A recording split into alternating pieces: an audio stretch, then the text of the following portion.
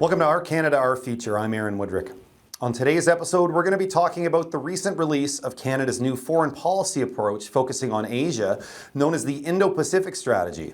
And to do that, I'm very pleased to be joined by Carlo Dade, the Director of the Trade and Investment Centre at the Canada West Foundation. Carlo, thank you very much for taking the time to join me today. Hey, Aaron. Great to see you. Great to be here.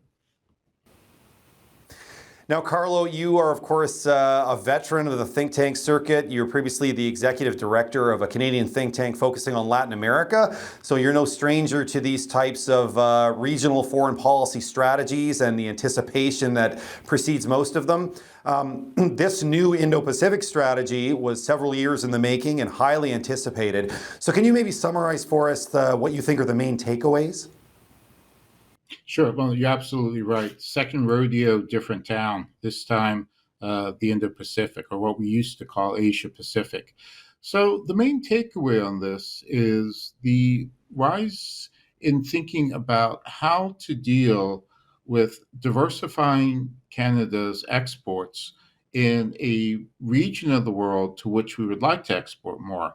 Highest growth of the global middle class, those whose income and purchasing power parity, the income in local currency, allows them to buy more and buy better. A focus on this booming global middle class on the other side of the Pacific. So to get there, though, you do have to go through China. And that is one of the big takeaways of this new strategy.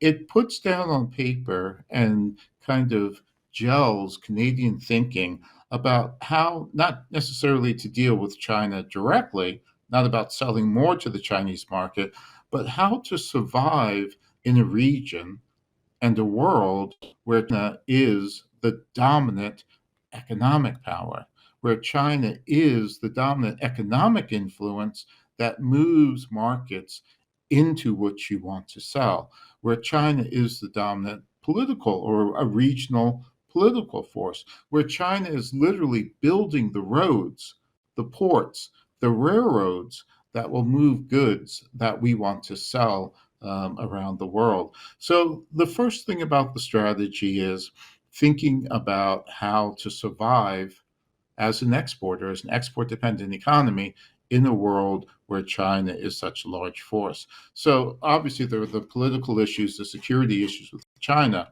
but for a country that relies on trade for 2/3 of its GDP, which is 3 times more than our friends just south of the 48th, the Americans, how to deal and how to survive in this world is critical. So the first thing about the strategy is it gels and brings together thinking along those lines. Okay.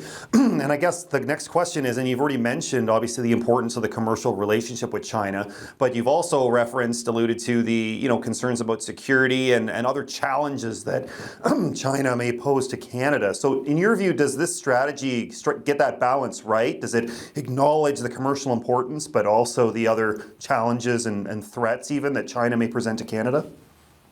I think it does. And again, my area of expertise is not the security issues. We have a number of people in Canada, especially folks at McDonald Laurier and other places that focus on this. But it's the economic aspect of the relationship. And again, it's not just China, but it's surviving in the world, reaching other markets where China is the influence in those markets. What we say at Canada West is the reality is, as an exporter, an export dependent country, even if you run away from China, you're going to run into China.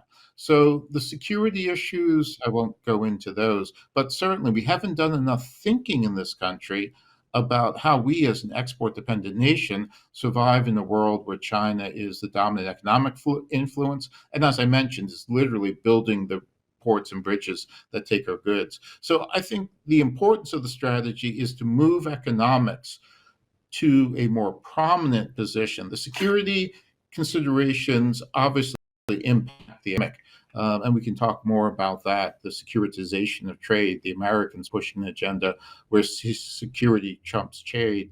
But for us, we certainly have to have some focus on the economic and trade stuff. I don't think that's been there in the national discussion up until this point. So a major importance of the agreement is to move the economic discussion back toward the center, not to dominate, but at least to occupy a spot where it can get due consideration.